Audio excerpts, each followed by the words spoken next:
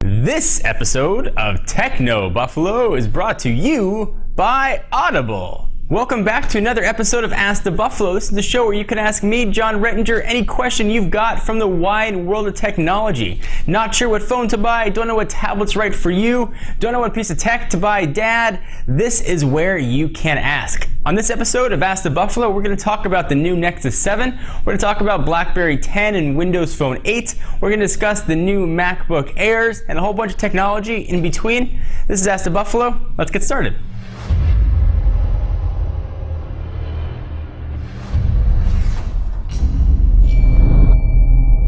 Josh wants to know, hey John, do you see the Nexus 7 as a good tablet to pick up versus an iPad or Kindle Fire? So we happen to have the Nexus 7 just sitting here chilling. I've had a couple days to play with it. This thing feels absolutely incredible. It's fast, it's quick, and for a $199 price point, it's really going to be a hard tablet to turn down. When you put this head to head against the current generation Kindle Fire, that's the first Kindle Fire, this guy wins every single day of the week. We are, however, on the verge of supposedly seeing the announcement of the Kindle Fire 2 at the end of July, where you should see similar spec for what's in the Nexus 7. In case you forgot, it's rocking a quad-core Tegra 3 with a 12-core GPU. Shouldn't get a lot of graphics prowess out of this thing. It's got a gig of RAM, and probably most surprisingly, it's running Android 4.1, which is the first release of Jelly Bean, the first device actually to have Jelly Bean on it. This tablet's been absolutely incredibly impressive the first couple days that we've had a chance to play with it. So I think if you're looking to compare this to the Kindle Fire,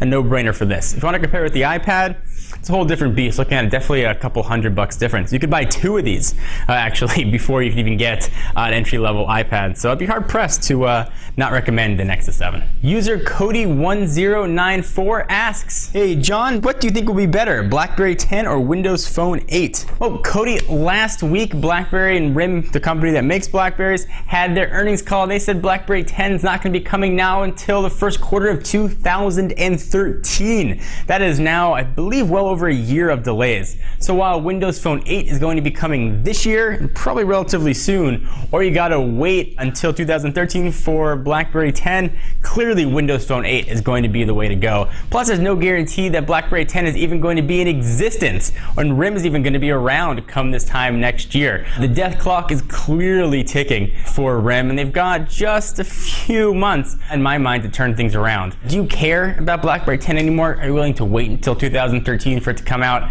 I was excited about it if I thought it was coming out before the holidays. Now, totally different story. I think Windows Phone 8 is definitely going to be the way to go for you. User EyesOnBay360 asks, hi John, I wonder which phone is a better buy, the Galaxy S3 or the Galaxy Note? So in a previous version of Ask the Buffalo, we said that the Galaxy Note 2 is probably going to be coming at this year's IFA show in the August-September timeframe. So we're on the verge of the next generation Galaxy Note, probably going to be rocking a 5.5-inch display as we reported last week on Techno Buffalo. So you're definitely better off getting the most up-to-date specs you can right now and go for the Galaxy S3. Hopefully you'll be getting Jelly Bean at some time soon. You're going to want to pass over this generation Galaxy Note. It was my favorite phone when it first came out, but certainly other phones have come out since that have passed it not only in specs, but performance and end user experience. So moral is, you're definitely going to want to get the Galaxy S3. And speaking of things that you want, I want to take a minute to thank our friends and sponsors at Audible. Audible is the leading provider of downloadable digital audiobooks and spoken word entertainment. They have over 100,000 titles to choose from to be downloaded to your iPod or MP3 player and played back anytime, anywhere. Choose from books in every genre: science fiction, thrillers, drama, comedy, business, history, and more. I love Audible. I download books. I go to the gym and I listen to them while I'm on the treadmill, or you can download and put them in your car.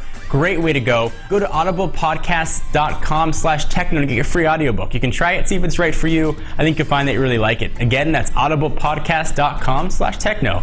Back to the questions. So June was a crazy month for conferences. We saw Apple's WWDC, we had Google's I/O, we had Microsoft Service Event, we had a ton of little ones in between. And there's been a lot of new products that have come out. One of the highlights were the new MacBook line, new MacBook Pros rather, that came out of WWDC. And that's what this next question has to deal with. User Harrison918 asks, hey John, do you think the new MacBook Air is worth the money? I'm a huge proponent of the MacBook Air, but you have to be able to live within its limitations. If you don't do a lot lot of video editing, the MacBook Air is going to be a incredible machine for you. If you're not doing things that are 3D heavy, or you don't want to play a lot of graphic intensive games, MacBook Air is going to be great. You need a computer to take to and from to college, or to and from to business, or you travel a lot, you need something that can browse the internet great, that can do word processing, that can do some pretty decent computing, that's got now current generation I/O, it's got USB 3.0 and Thunderbolt. It's a tremendous computer. So yes, I do think it's absolutely worth the money. An 11-inch MacBook Air was what I carried with me for a few years before I swapped it out for the 15-inch Retina display MacBook Pro. You won't be disappointed if you go with the MacBook Air. But if you do something that needs a lot of removable storage and you have to use an SD card, you're going to want to go for the 13-inch. The 11-inch unfortunately omits that. So hopefully you guys enjoyed this episode of Ask the Buffalo. It's been a pleasure to talk to you. We'll be back here every Monday with a new episode, so be sure to submit your questions on technobuffalo.com or hit us up on Twitter at technobuffalo. I'm John Rettinger, and I'll see you in the next video. Bye-bye.